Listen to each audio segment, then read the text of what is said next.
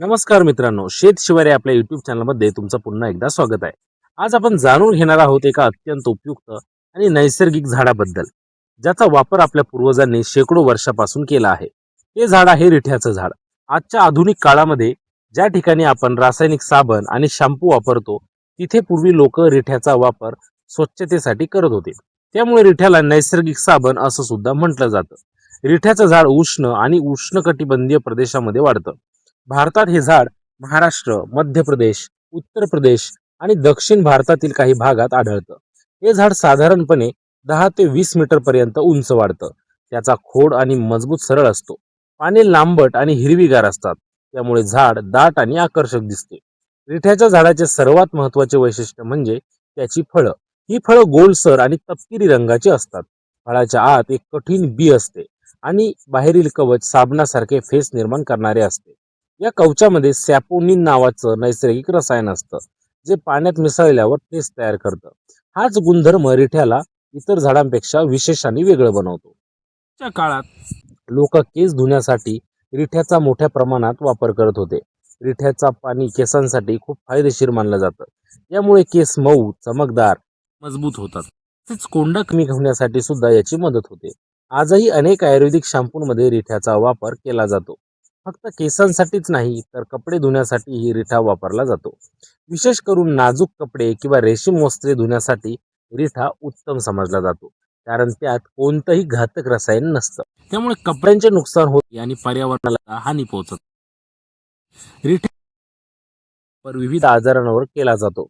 त्वचा रोग, खाज, ॲलर्जी यासारख्या समस्यांवर रिठ्याचा उपयोग जातो.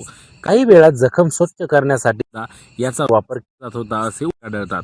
तसेच केस गळती कमी होण्यासाठी रिठा उपयुक्त ठरतो. रिठ्याचा वापर फक्त घरगुती गोष्टींसाठीच नाही, तर औद्योगिक क्षेत्रात सुद्धा केला जातो.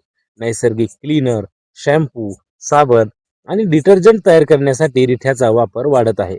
आज जगभरामध्ये ऑर्गॅनिक आणि इको फ्रेंडली उत्पादनांची मागणी वाढत आहे आणि त्यामध्ये रिठ्याचं महत्त्व हे अनन्यसाधारण आहे.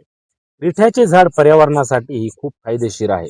हे झाड कार्बन डायऑक्साईड शोषून घेतं आणि ऑक्सिजन सोडतं, ज्यामुळे वातावरण स्वच्छ राहतं.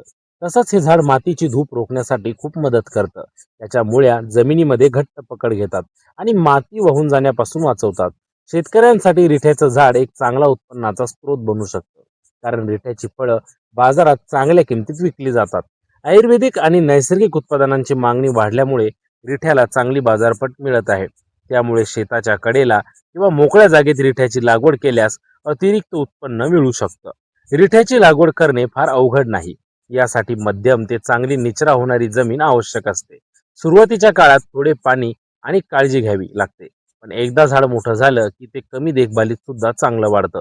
साधारणपणे 7 ते 8 वर्षानंतर झाडाला फळं येण्यास सुरुवात होते.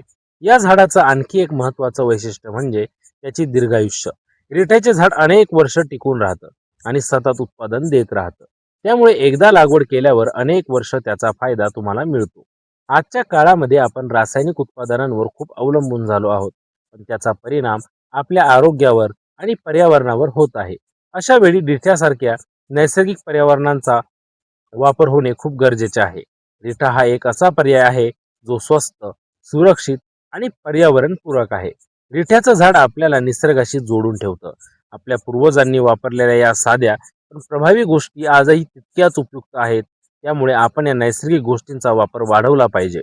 शेवटी रिठ्याचे झाड हे केवळ एक झाड नसून एक नैसर्गिक संपत्ती आहे.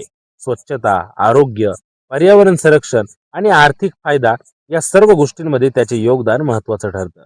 त्यामुळे आपल्या परिसरात रिठ्याची लागवड करणे आणि त्याचे संवर्धन करणे ही काळाची गरज आहे. व्हिडिओ आवडला असेल तर लाईक करा, शेअर करा आणि सबस्क्राईब करायला विसरू नका. भेटूया पुढच्या व्हिडिओमध्ये. तोपर्यंत धन्यवाद.